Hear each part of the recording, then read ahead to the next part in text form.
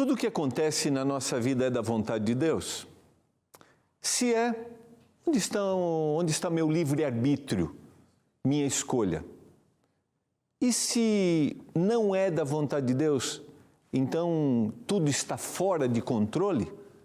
É o que a gente vai conversar agora no programa Adoração.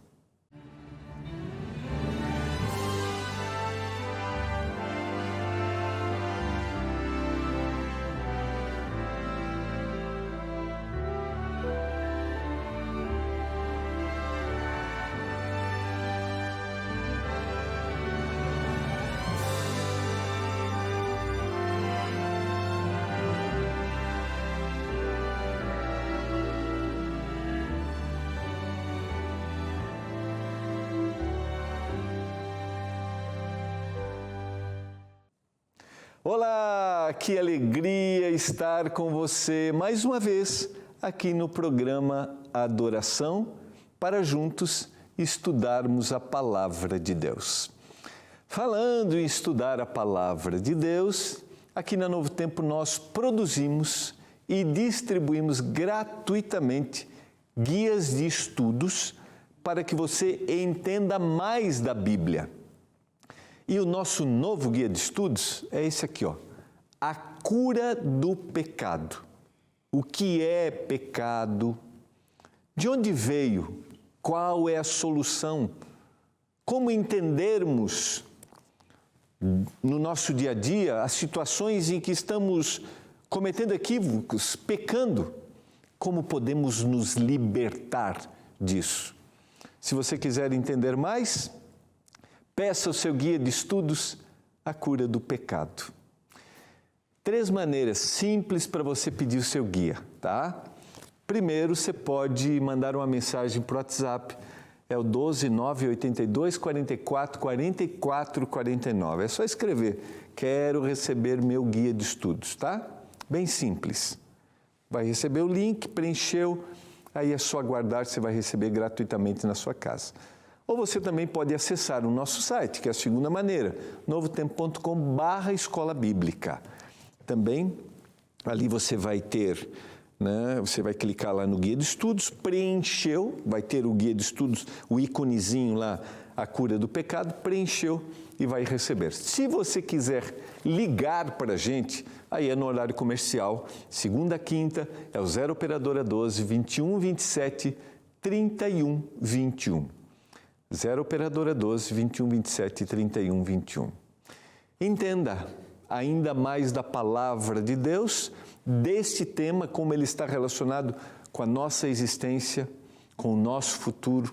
Eu tenho a certeza que vai ser uma grande bênção para a sua vida.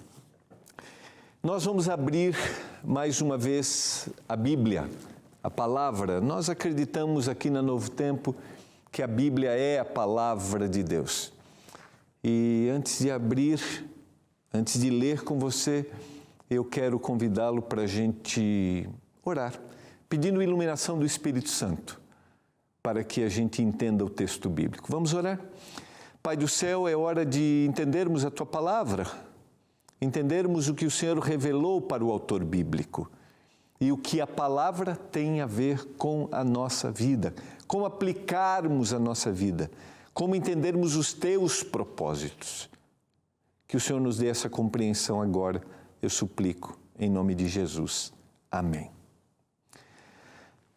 Você lê a Bíblia normalmente? Esse é seu hábito? Não? Você lê?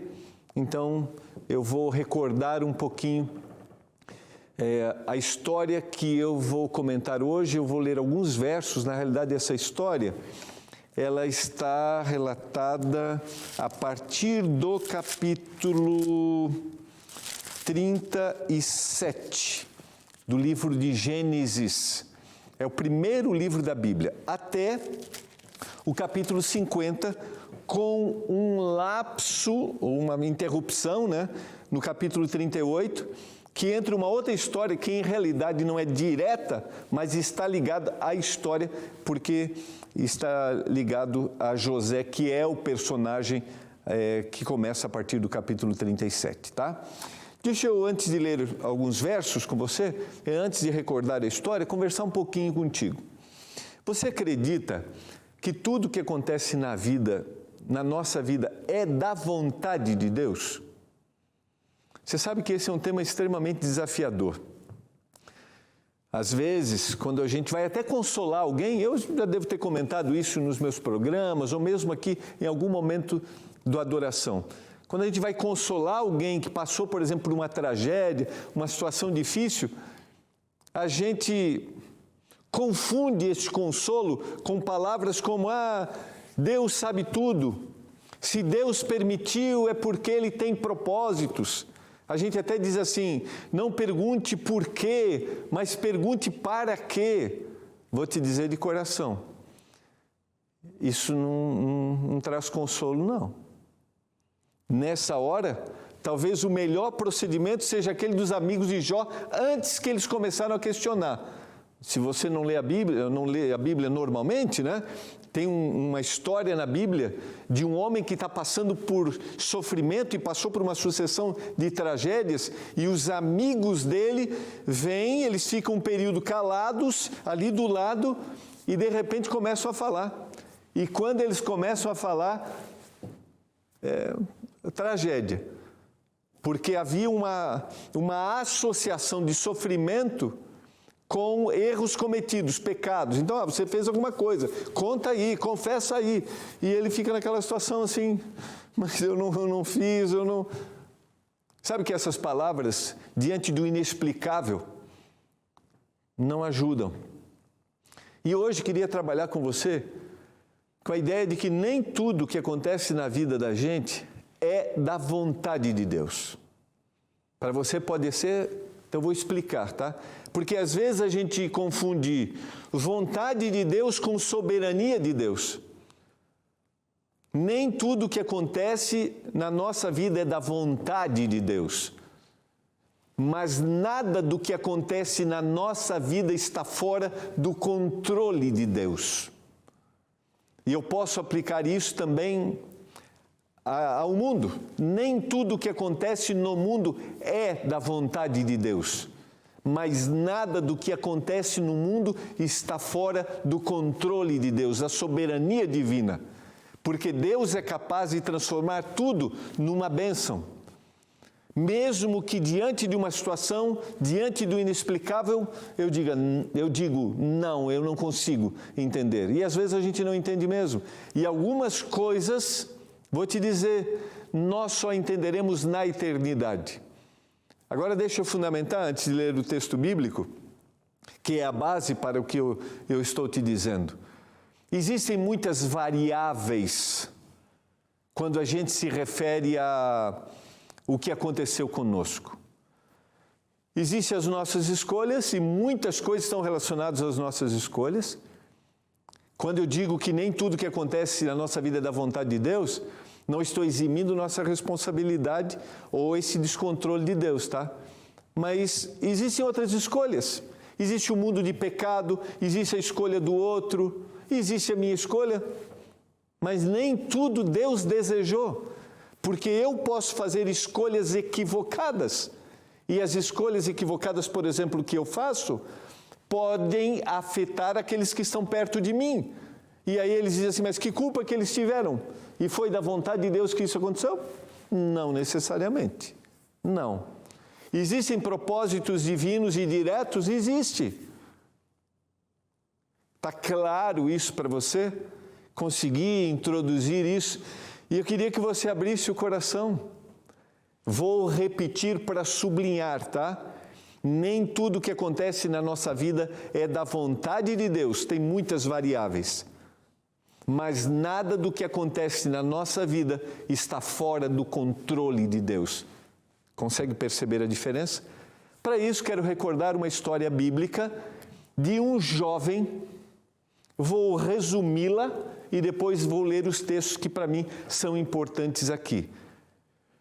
Um jovem de uma grande família, muitos irmãos, são 12 irmãos aqui, e ele era o preferido, e o pai evidenciava essa predileção. O pai mostrava que ele era o predileto. Essa predileção do pai estava muito claro para os irmãos, ao ponto que lá no capítulo 37, o texto se repete muitas vezes, de Gênesis, se repete dizendo assim, e eles tinham ciúmes de José, e eles se opuseram a José.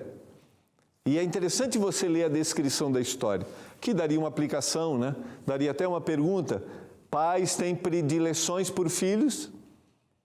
Eles mostram aquele que é o predileto, né? É só para a gente perguntar, né? Mas Jacó mostrava predileção, isso fica muito claro, ao ponto que em determinado momento em que Jacó envia José para levar comida para os filhos que estavam no trabalho distantes, os filhos, quando veem a sua aproximação, planejam, e há uma discussão, não é o que eu quero me deter aqui, há uma discussão de tirar a vida e depois uma decisão de vendê-lo, porque passa uma caravana de negociadores que iam para o Egito, então vamos vendê-lo. E aí forjamos a morte dele, e foi o que aconteceu. Ele estava com uma veste, uma bela veste, que daria uma outra mensagem para a gente analisar aqui também, que o pai deu e causou, aquela veste causou uma rejeição por parte dos irmãos. Eles pegam aquela veste, sujam de sangue de um animal, voltam para o pai e dizem que José havia sido morto por um animal. A tristeza do pai foi muito grande, e essa tristeza está relacionada à mulher que o pai amava profundamente, que agora não vivia mais. É uma série de detalhes na história, mas eu quero me concentrar nisso.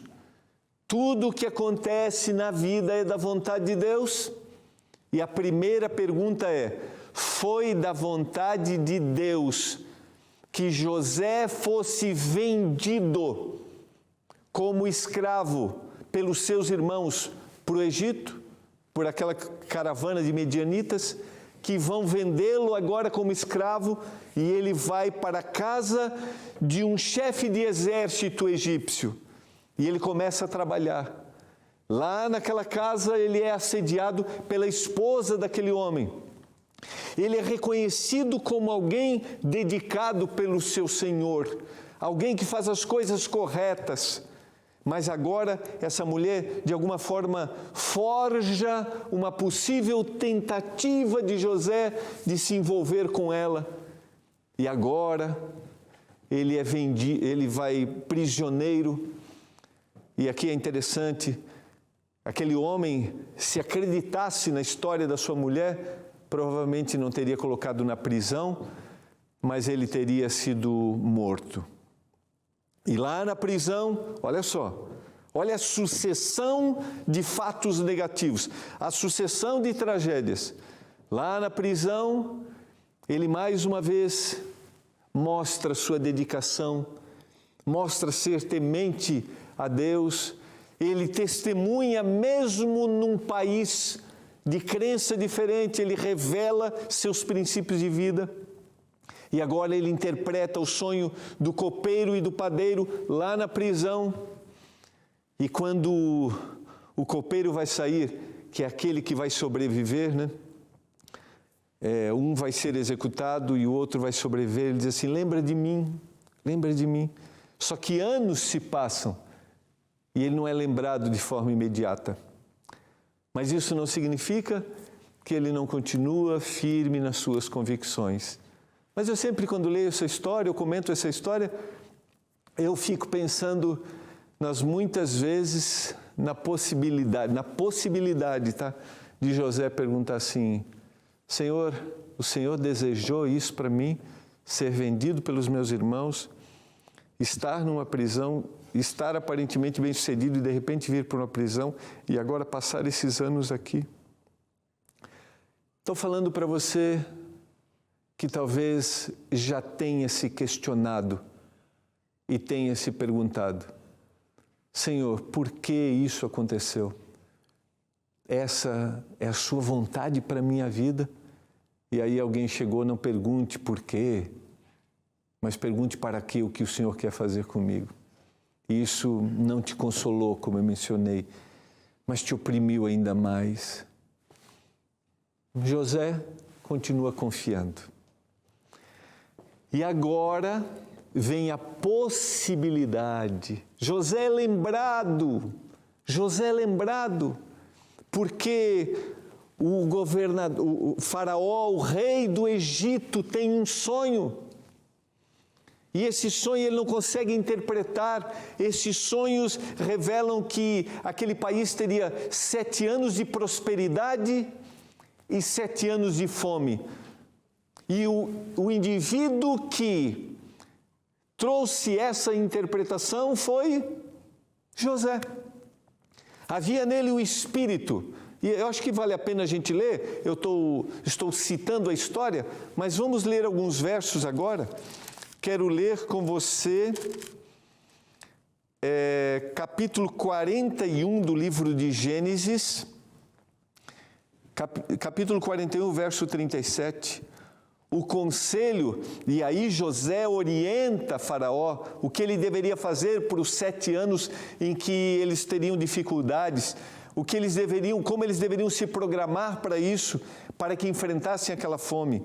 O conselho foi agradável a Faraó e a todos os seus oficiais.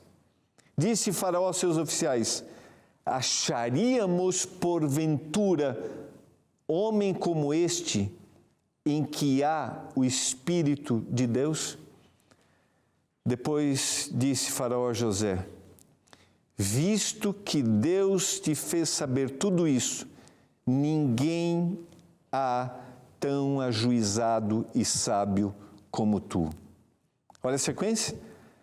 Administrarás a minha casa e a tua palavra obedecerá todo o meu povo. Somente no trono eu serei maior do que tu.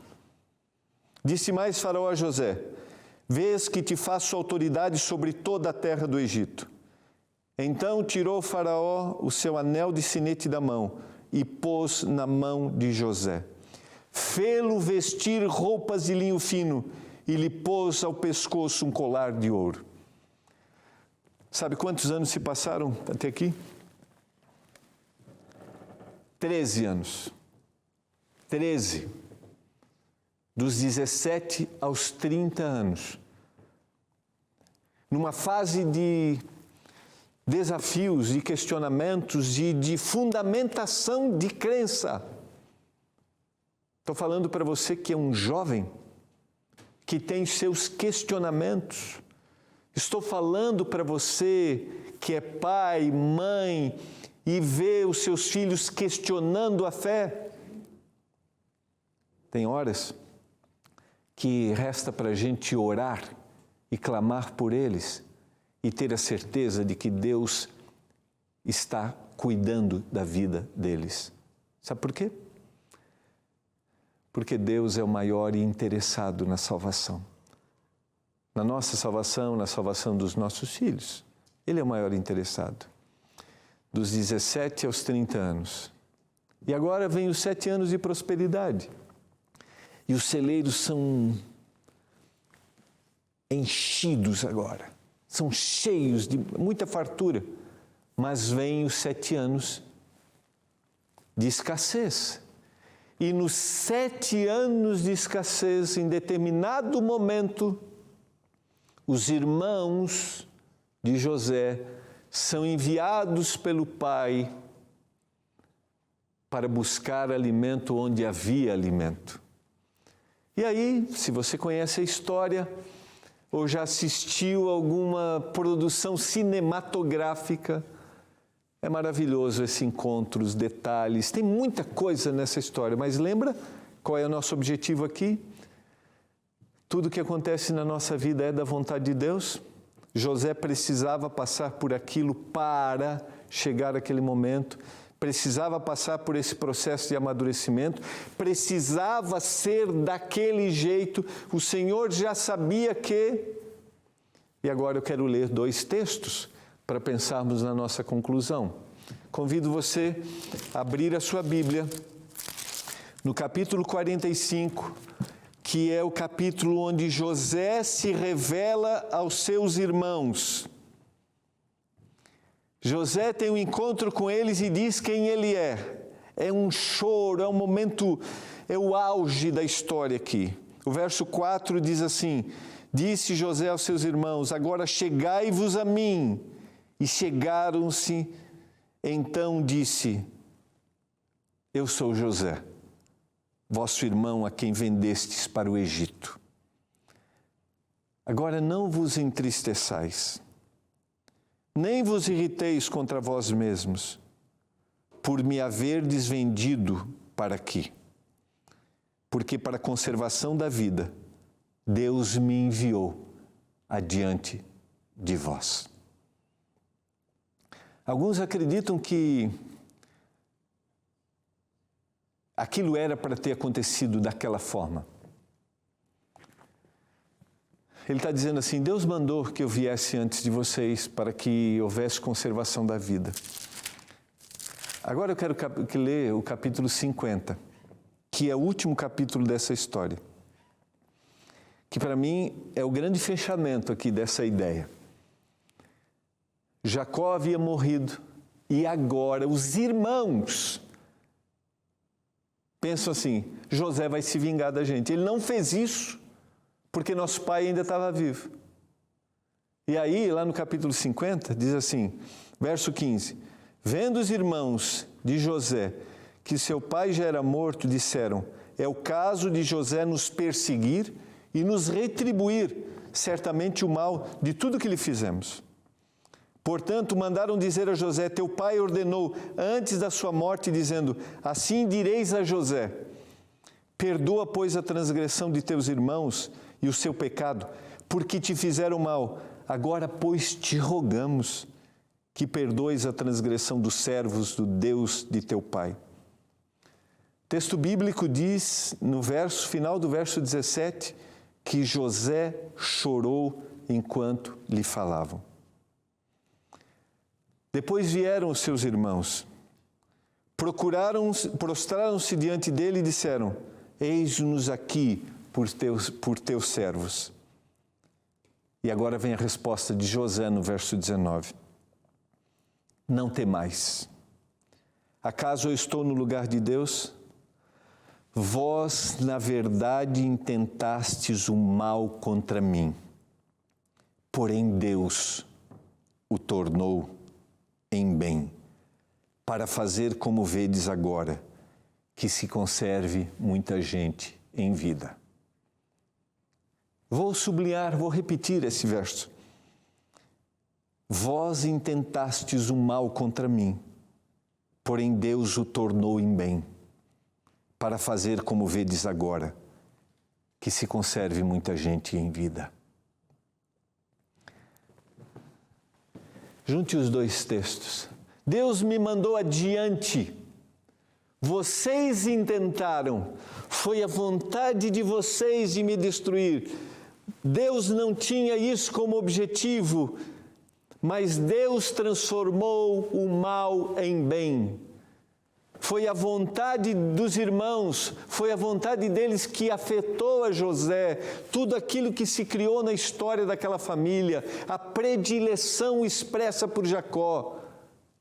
Deus desejou toda essa situação? Não. Deus não deseja situações adversas, ainda que em determinados momentos Deus dirige para aquilo, mas eu não posso definir como sempre, aconteceu isso, que aconteceu era da vontade de Deus. Não.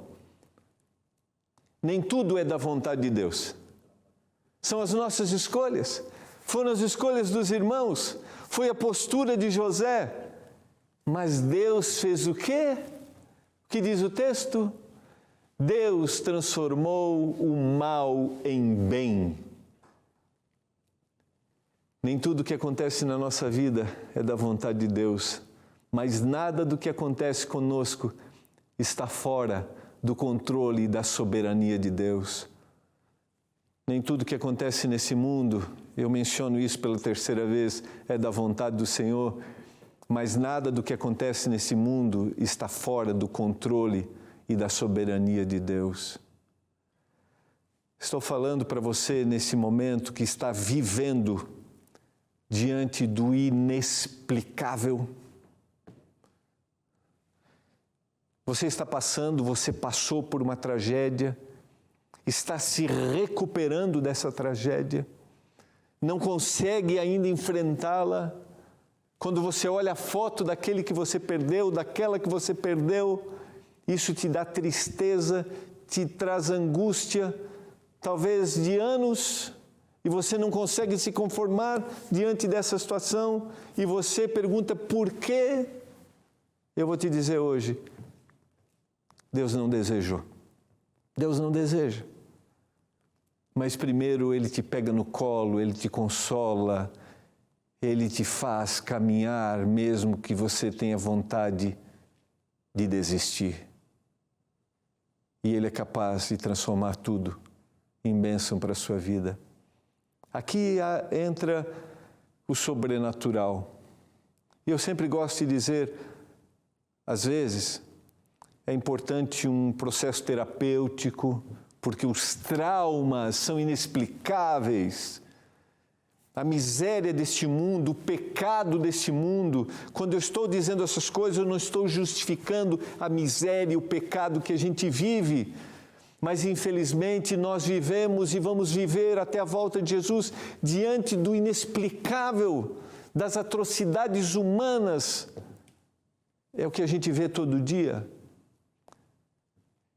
Mas isso não significa que Deus abandonou, que Deus esqueceu, ou que Ele não pode te segurar pela mão e te restabelecer, te fazer seguir em frente. Estou falando para você que perdeu a vontade de viver. O Senhor está contigo. Você não está sozinho. Eu fico sempre pensando nessa história e quando eu vejo os detalhes, o término delas, no nascimento dos filhos, Efraim e Manassés, no nascimento dos filhos, a gente vê de forma clara, e eu acho que vale a pena terminar e citar para você o que está lá no capítulo 42, diz assim: José ao primogênito chamou de Manassés, pois disse, Deus me fez esquecer de todos os meus trabalhos e de toda a casa de meu pai. Ao segundo chamou Efraim e diz, Deus me fez próspero na terra da minha aflição. Você acha que José esqueceu? Não. Mas sabe o que Deus fez? Quando José está colocando o nome? Deus fez com que ele olhasse para o passado e não fosse escravo desse passado. Passados que destroem, passados que querem nos escravizar, são transformados pelo poder de Deus. E segundo, o Senhor lhe fez próspero. Eu quero orar nesse momento para que você se liberte das dores do passado e para que você prospere, continue a viver. Pai do céu, abençoa os nossos telespectadores, são tantas histórias. O Senhor conhece cada uma delas. O Senhor sabe as lutas, o Senhor sabe o que eles enfrentaram, o que eles enfrentam. Liberta-os pelo nome de Jesus Cristo, de perdas duras do passado, de histórias que destruíram famílias. Eu clamo por isso e dê para eles, para cada um, prosperidade, que eles vivam e o testemunho deles mostre e revele quem é o Senhor. Eu clamo por isso, em nome de Jesus. Amém.